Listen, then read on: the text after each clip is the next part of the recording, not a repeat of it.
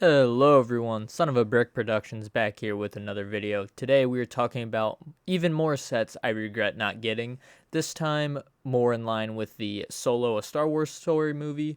When this movie came out, I thought it was pretty good, but to be honest, I think the sets were even better, and I think every single one was way more positive than negative, and I don't really even think any of them were really too negative, maybe except the Conveyix for being too expensive, but oh well. But overall, I love all of these sets. This is probably the one wave that I really wish I would have gotten every set, but of course that did not happen. Oh well, but still, I can go over basically all the other sets in the wave that I did not get that I regret not getting. So let's get right into it. But before we do, if you enjoy this video, please like, subscribe, comment, do all that YouTube stuff. I really do appreciate it. It really does help the channel. My goal is to get 1,000 subscribers by 2026. We'll see if that's a possibility or not. I'm over 25% of the way there, kind of close to 50, kind of. We're at like 366 right now. So that's the goal, but let's get right into it. So, first and the biggest regret is definitely the Kessel Run Millennium Falcon. I don't really think I have to say this when I say that this is the most clean and pristine looking Millennium Falcon in that white and blue color scheme. It looks awesome. It's also really cool to see that escape pod in the front, so it's got a different shape to it too. But overall, I really wish that this was the Millennium Falcon I got. I actually do not own a Millennium Falcon, believe it or not, and I don't know really if I ever will besides this one. I think if I missed out on this one, the actual one, like the true 1977 A New Hope, the gray one, doesn't interest me that much. I understand it's iconic, but that doesn't really do much for me. But this set was almost perfect. You can see there were pretty sizable gaps in it, which I think was a big deal when it came out, but it still doesn't really matter. It's the thought there that counts, and no matter what, you still do have that clean looking Falcon.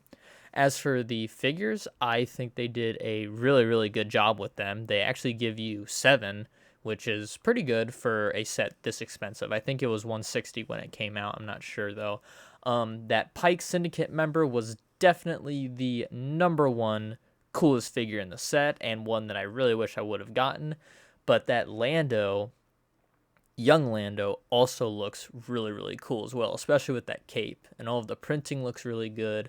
The Kira's good. The Han and Chewie are really cool to get. The 2 droids are nice throw-ins, but I think it would have been better if we got that one droid, Lando's droid in the movie. I can't remember her name, but I think it would have been cool if we got her as a figure, even though technically she's part of the ship now. But oh well. Overall, though, the figures are really good. The set was really good, and overall, it's just a really nice Lego Star Wars set.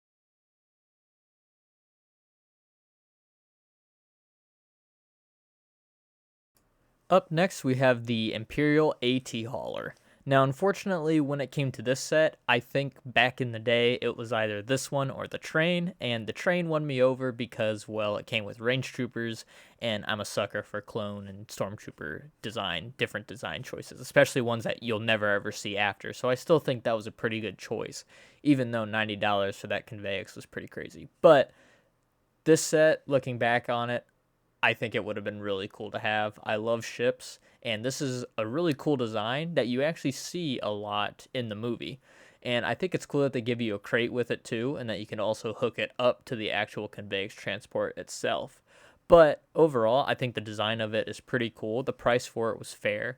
You get 5 minifigs, 2 of which being Dryden Voss's guards, which you'll never ever see again, and we haven't seen since, obviously. But they would have been pretty cool to get. You also have Rio, who's cool because he came out with those new arm molds. That was the first time we ever got those arm molds, I'm pretty sure, because I'm pretty sure Lilo from Lilo and Stitch came out long after this set came out, because this was like 2018.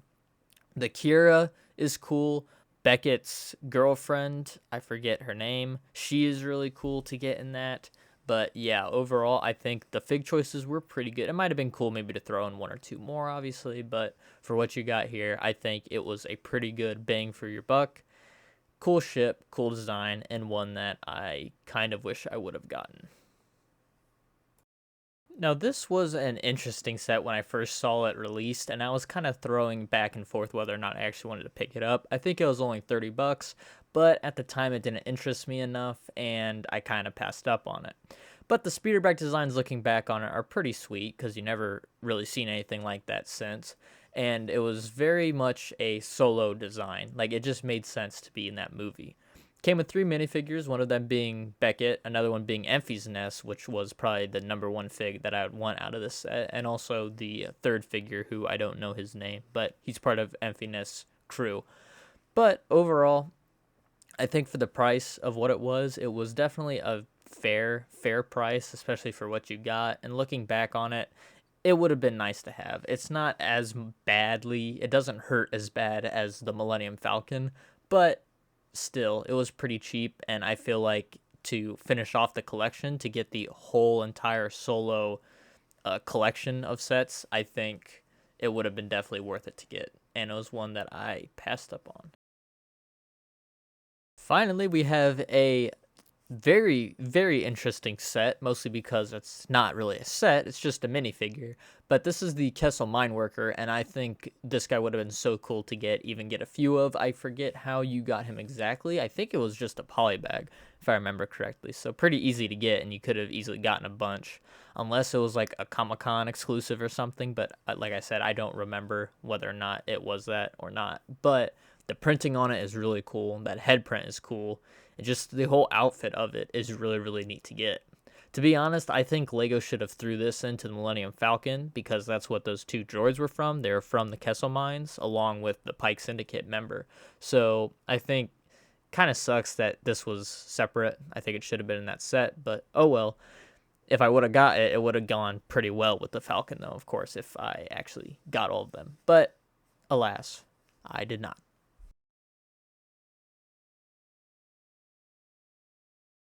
Overall, the Solo Wave was definitely one of LEGO Star Wars' finest and strongest. From the Millennium Falcon, to the very, very good TIE Fighter, to the Conveyix, to the Imperial AT Hauler, the speeder bikes, Han's own Corellian speeder, Moloch speeder, to the battle packs. This wave was one of the best. I'm only missing a couple sets, so maybe in the future it would be cool if I could somehow get all of them. So maybe that's a project for the future. But overall, definitely one of LEGO Star Wars' best waves. Wish I would have picked him up, but hindsight's 2020, so you do what you can do. So thank you all very much for watching. I hope you enjoyed this video. If you did, please like, comment, and subscribe. Like I said, my goal is to get 8,000 subscribers by 2026. So that is what we are working towards. But thank you all very much for watching. I'll see you all in the next one. Peace out.